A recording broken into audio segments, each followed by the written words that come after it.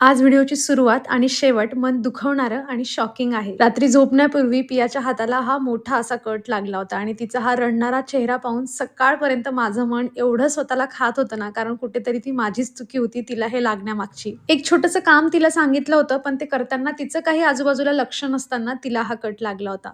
पण चला असो, सकाळी तिचा हा फ्रेश मूड पाहून मला तरी जरा बरं वाटत होतं. आणि त्यातल्या त्यात अजून एक छान गोष्ट म्हणजे बाल्कनीत आल्यानंतर हे छोटंसं फुलपाखरू माझ्या झाडावर येऊन बसलेलं होतं. फुलपाखरू, वेगवेगळ्या प्रकारच्या चिमण्या हे सगळ्या माझ्या बाल्कनीत येत असतात. चला आता बाल्कनीचा मोह आवरून मी घरातली काही कामांना सुरुवात केलेली आहे. स्वयंपाकापूर्वी थोडी वरवरची कामं आवरून घेते म्हटलं, कारण वरवर घर जरी थोडं क्लीन दिसलं ना, मन जरा प्रसन्न राहतं. आज दुपारच्या जेवणात मी अख्खा मसूर बनवते. कांदा टोमॅटोची प्युरी बनवून ती छान भाजून घेतली. त्यानंतर त्यामध्ये सुखे मसाले ॲड केले आणि मस्त अशी अख्खा मसूरची भाजी बनवली. पियाची फायनल एक्झाम सुरू झाली आहे असं म्हणण्यापेक्षा माझीच एक्झाम सुरू झाली असं म्हणायला हरकत नाही. तिला शिकवताना जेवढे नाकी नऊ येतात ना, त्यापेक्षा वाटतं की घरातलं एखादं मोठं काम करून घेतलेलं बरं. महत्वाचं म्हणजे सिलेबस एवढा टफ आहे ना, की बऱ्याच गोष्टी आपल्याला माहित नसतात आणि ते सगळं आपल्याला Googleला विचारावं लागतं, समजून घ्यावं लागतं आणि मग मुलांना शिकवावं लागतं. जवळ-जवळ 1-1.5 तास मी पियाचा असा अभ्यास घेतला होता आणि तिने चांगल्या पद्धतीने अभ्यास केला सुद्धा, म्हणून तिला ही चॉकलेट खायला दिली होती आणि त्या चॉकलेटमध्ये चक्क आडी होती. बरं झालं तिला खाण्यापूर्वी हे लक्षात आलं. हा प्रकार किळसवाणा असला ना, तरीही यातून एक गोष्ट समजते, ब्रँड कितीही मोठा असला ना, मुलांच्या बाबतीमध्ये आपण हलगर्जीपणा करायला नको. खायला देताना एकदा नक्की चेक करत जा.